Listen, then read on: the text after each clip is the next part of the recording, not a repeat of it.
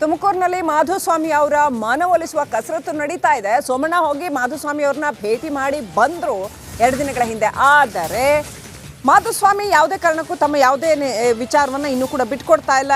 ಏನು ಮಾಡ್ತೀನಿ, ಸೋಮಣ್ಣ ಅವ್ರನ್ನ ಬೆಂಬಲಿಸ್ತೀನೋ ಇಲ್ವೋ ಯಾವುದನ್ನು ಕೂಡ ಅವರು ಹೇಳ್ತಾ ಇಲ್ಲ. ಕಳೆದ 2 ದಿನಗಳಿಂದ ತಮ್ಮ ನಿರ್ಧಾರವನ್ನು ಮಾಧುಸ್ವಾಮಿ ಪ್ರಕಟಿಸಿಲ್ಲ. ಕಾದು ನೋಡುವ ತಂತ್ರಕ್ಕೆ ಮೊರೆ ಹೋದ್ರ ಮಾಧುಸ್ವಾಮಿ. ಬೆಂಬಲಿಗರ ಅಭಿಪ್ರಾಯವನ್ನು ಸಂಗ್ರಹಿಸ್ತಾ ಇದ್ದೀನಿ ಅಂತ ಹೇಳ್ತಾ ಇದ್ದಾರಂತೆ. 2-3 ದಿನದೊಳಗೆ ಅಂತಿಮ ನಿರ್ಧಾರ ಸಾಧ್ಯತೆ. ಸದ್ಯಕ್ಕೆ ಪಕ್ಷ ಬಿಡುವ ನಿರ್ಧಾರ ಇಲ್ಲ ಅಂತ ಹೇಳಿದ್ದಾರೆ. ಆದರೆ ಸೋಮಣ್ಣ ಅವ್ರಿಗೆ ಬೆಂಬಲ ಕೊಡ್ತಾರೋ ಇಲ್ವೋ ಅನ್ನೋದನ್ನು ಕಾದು ನೋಡಬೇಕಾಗಿದೆ. ಒಟ್ಟಾರೆ ತುಮಕೂರಿನಲ್ಲಿ ಸೋಮಣ್ಣ ಅವರಿಗೆ ಸ್ವಲ್ಪ ಮಟ್ಟಿಗೆ ಪಕ್ಷದ ಒಳಗಿನಿಂದನೇ ಸ್ವಲ್ಪ ಸವಾಲು ಅನ್ನುವಂಥದ್ದು ಕಂಡು ಬರ್ತಾ ಇದೆ.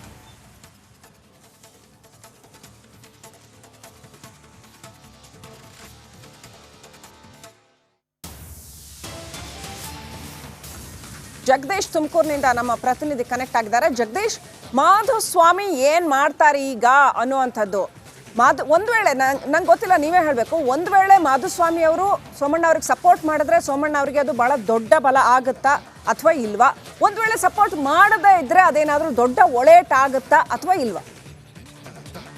ಖಂಡಿತ ಶ್ರೀಲಕ್ಷ್ಮಿ. ಯಾಕಂತ ಹೇಳಿದ್ರೆ ಮಾಧುಸ್ವಾಮಿ ಅವರ ಒಂದು ಸೋಮಣ್ಣ ಅವರಿಗೆ ಒಂದು ಬೆಂಬಲನು ಕೂಡ ಕೊಟ್ರೆ ಅವ್ರಿಗೆ ಖಂಡಿತವಾಗ್ಲೂ ಕೂಡ ಒಂದು ದೊಡ್ಡ ಮಟ್ಟದಲ್ಲಿ ಒಂದು ಕೂಡ ಬೆಂಬಲ ಸಿಕ್ತಂಗ ಆಗುತ್ತೆ ಅಂತ ಕೂಡ ಹೇಳ್ಬೋದು. ಯಾಕೆಂತ ಹೇಳಿದ್ರೆ ಈಗೇನು ಮೊದಲು ಅಂದ್ರೆ ಸೋಮಣ್ಣ ಯಾವಾಗ ಅಭ್ಯರ್ಥಿಯಾಗಿ ಆಯ್ಕೆಯಾಗಿ ತುಮಕೂರಿಗೆ ಬಂದ್ರು ಆ ಒಂದು ವೇಳೆಯಲ್ಲಿ ಮಾಧುಸ್ವಾಮಿ ಅವರು ತೀವ್ರ ವಿರೋಧವನ್ನು ಕೂಡ ವ್ಯಕ್ತಪಡಿಸಿದ್ರು. ಜೊತೆ ಕೂಡ ಮೊದಲು ಕೂಡ ಸೋಮಣ್ಣ ಯಾವುದೇ ಕಾರಣಕ್ಕೂ ತುಮಕೂರಿಗೆ ಬರಬಾರ್ದು ಅಂತ ಹೇಳಿ ಕೂಡ ಮಾಧುಸ್ವಾಮಿ ಅವರು ಕೂಡ ಸಾಕಷ್ಟು ವಿರೋಧವನ್ನು ಕೂಡ ವ್ಯಕ್ತಪಡಿಸಿದ್ರು. ಈ ಒಂದು ಬೆಳವಣಿಗೆಯಲ್ಲಿ ಏನು BS ಯಡಿಯೂರಪ್ಪ ಅವರು ಕೂಡ ಅವ್ರನ್ನು ಕೂಡ ಒಂದು ಮಾಧುಸ್ವಾಮಿ ಅವರು ದೋಷವನ್ನು ಕೂಡ ಮಾಡಿದ್ರು. ಅಂದ್ರೆ ಟಿಕೆಟ್ ಕೊಡಿಸಲು ಇವರು ಕೂಡ ವಿಫಲವಾಗಿದ್ದಾರೆ, ಅವರಿಂದ ನನಗೆ ಮೋಸ ಆಯ್ತು ಅನ್ನೋ ಮಾತನ್ನು ಕೂಡ ಹೇಳಿದ್ವಿ. ಎಲ್ಲ ಯಾವಾಗ ಬೆಳವಣಿಗೆ ಆಯ್ತು, ಎಲ್ಲೊಂದ್ ಕಡೆ ಸೋಮಣ್ಣ ಅವರಿಗೆ ಒಂದು ತುಮಕೂರಿನಲ್ಲಿ ಡ್ಯಾಮೇಜ್ ಆಗುವಂತ ಒಂದು ಸ್ಥಿತಿ ಕೂಡ ನಿರ್ಮಾಣವಾಗ್ತಾ ಇತ್ತು. ಈ ಒಂದು ವೇಳೆಯಲ್ಲಿ BS ಯಡಿಯೂರಪ್ಪನವರು ಕೂಡ ಮಾಧುಸ್ವಾಮಿ ಅವರನ್ನ ತುರುವೇಕೆರೆ ಮಸಾಲ ಜಯರಾಮ್ ಅವರ ಒಂದು ತೋಟದಲ್ಲಿ ಕರೆಸ್ಕೊಂಡು ಸಮಾಧಾನ